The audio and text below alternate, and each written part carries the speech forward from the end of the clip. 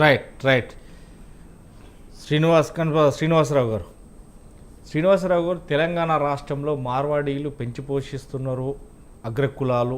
ఈ నేపథ్యంలోనే ఈ నేపథ్యంలో ఒక బీసీ వినాదం ఎత్తుకుంది. ఎందుకంటే బీసీలను అణగదొక్కడానికే బీసీ రిజర్వేషన్ 42% నినాదం ఎత్తుకోవడానికి దీన్ని పక్క డైవర్ట్ పట్టియడానికే మార్వాడీలకు సంబంధించిన ఒక ఇష్యూను మాత్రం లేవనెత్తుతున్నారు అనేది వినబడుతుంది.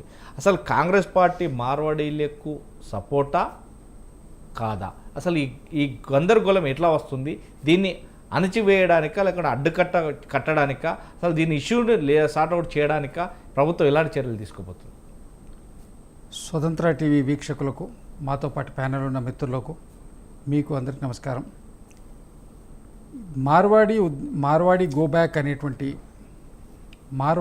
బ్యాక్ అనేటువంటి నినాదము తోటి గత కొద్ది రోజులుగా కొన్ని వారాలుగా 2-3 వారాలుగా జరుగుతున్నటువంటి ఈ ఉదంతంలో జాతీయ పార్టీ అయినటువంటి కాంగ్రెస్ పార్టీ స్టాండ్ను మా రాష్ట్ర కాంగ్రెస్ పార్టీ అధ్యక్షులు మహేష్ కుమార్ గౌడ్ గారు క్లియర్గా చెప్పినారు.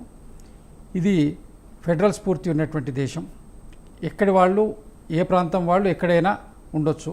డెమోక్రటిక్ ప్రాసెస్లో వ్యాపారాలు, చట్టబద్ధమైనటువంటి వ్యాపారాలు, వ్యవహారాలు, కావలసినటువంటి అన్ని వ్యవహారాలు చేసుకోవడానికి, ఉండడానికి అన్ని విధాల హక్కులు అందరూ కలిగి ఉన్నారు. మన ప్రాంతం వాళ్ళు అనేక మంది వేరే రాష్ట్రాల్లో ఉన్నారు. సూరత్లో ఉన్నారు, భీవండిలో ఉన్నారు, బాంబేలో ఉన్నారు, చెన్నైలో ఉన్నారు. అనేక ప్రాంతాల్లో మన ప్రాంతానికి సంబంధించిన వాళ్ళు కూడా వెళ్ళి అక్కడ బ్రతుకుతున్నటువంటి వాళ్ళు ఉన్నారు.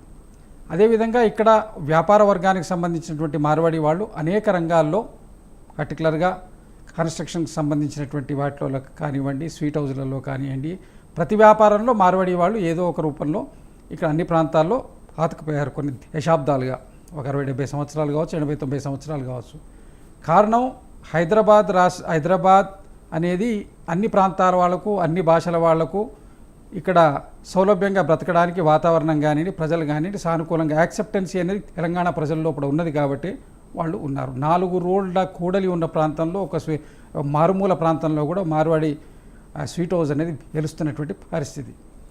దీనికి మనం స్పోర్టివ్గా తీసుకొని వాళ్ళకంటే బాగా ఇక్కడ ఉన్నటువంటి వాళ్ళు అన్ని వ్యాపారాల్లో, వ్యవహారాల్లో పెర్ఫార్మెన్స్ చేసి ఒక వ్యాపారపరమైనటువంటి పోటీని ఎదుర్కొనాలనే తప్ప దీన్ని వ్యక్తిగతంగా మార్వాడి వాళ్ళు, గుజరాతీ వాళ్ళు, ఇంకో ప్రాంతం వాళ్ళని తీసేయాలని అంటే వేరే ప్రాంతాల్లో కూడా ఈ విధమైనటువంటి అభిప్రాయాలు వస్తే మనం ఈ మనుగడకు ప్రమాదం. ఇప్పుడు ఐటీ రంగం విస్తృతంగా ఉన్నటువంటి సమయంలో కూడా బెంగళూరులో పోయి మన పిల్లలు చాలామంది అక్కడ పని చేసుకుంటున్నారు. పూనాలో, బెంగళూరులో, అనేక ప్రాంతాల్లో, బాంబేలో అనేక ప్రాంతాల్లో అంటే ఇప్పుడు దీనికి ఈ గ్లోబలైజేషన్ అయిన తర్వాత ఎక్కడ కూడా లిమిటేషన్ లేకుండా ఒక దగ్గర వాళ్ళు ఇంకో దగ్గరికి వెళ్ళి పని చేసుకోవడం అనేది కామన్. వాళ్ళు వచ్చి వ్యాపారం చేస్తున్నారు. ఇది మొదటి నుంచి జరుగుతున్నటువంటి ఉదంతం. అక్కడ జరిగినటువంటి ఒక రోడ్డు, ఒక స్ట్రీట్ ఫైట్ను ఇది ఒక స్టేట్ ఫైట్ చేసినారు.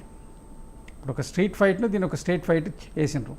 కారణాలు ఇప్పుడు సరే వీరు మన మిత్రుడు చెప్పుకుంటూ ఇది బీసీ సంఘాలకు సంబంధించి దీన్ని ఉద్యమాన్ని అంచడానికి ఎవరు అగ్రకులాలు ఇది ఒక ప్రేరణతోటి, కాకపోతే ఒక స్క్రిప్టెడ్గా జరుగుతున్న ప్రోగ్రాం కాదు.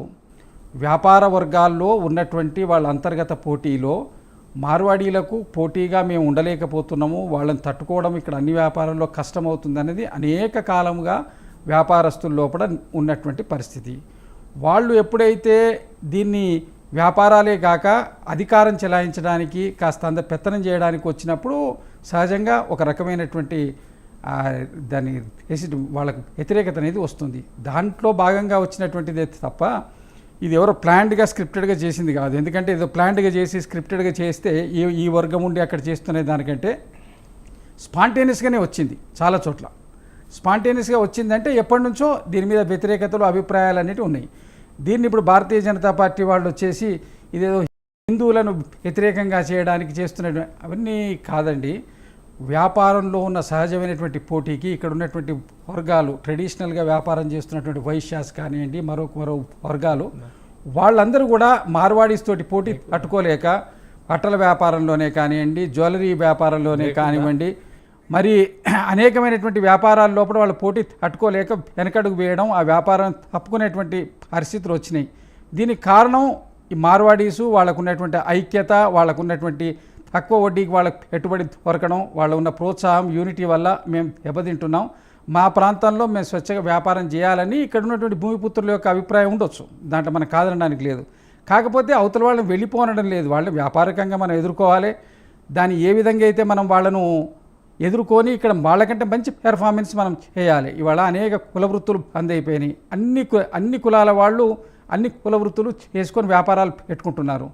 మరి వీళ్ళు ఇదే చేయాలి, వాళ్ళు అదే చేయాలి అని చెప్తే ఎటువంటి పరిస్థితి లేదు. ఇప్పుడు గ్లోబలైజేషన్, ప్రపంచీకరణ జరిగినటువంటి సందర్భం లోపల మనం పోటీ ప్రపంచాన్ని యాక్సెప్ట్ చేసి వాళ్ళకంటే మెరుగైన విధానాలుగా ఎస్టాబ్లిష్ కావడానికి ప్రయత్నం చేయాలి తప్ప వేరే లేదు. Congress party clear stand, PCC president గారు క్లియర్గా దీని మీద ఇచ్చేసిండ్రు. ఏ విధమైనటువంటి అది కూడా లేదు. మేము యాజ్ అ జాతీయ పార్టీగా అన్ని ప్రాంతాల వాళ్ళు ఎక్కడైనా వెళ్ళి బతకడానికి పూర్తి ఆస్కారం ఉంటుంది. మేము ఒకళ్ళు గో బ్యాక్, ఒకళ్ళు అన్నది లేదు అని వారు స్పష్టత ఇచ్చారు. మార్వాడీస్ గో బ్యాక్ అనే ఇష్యూను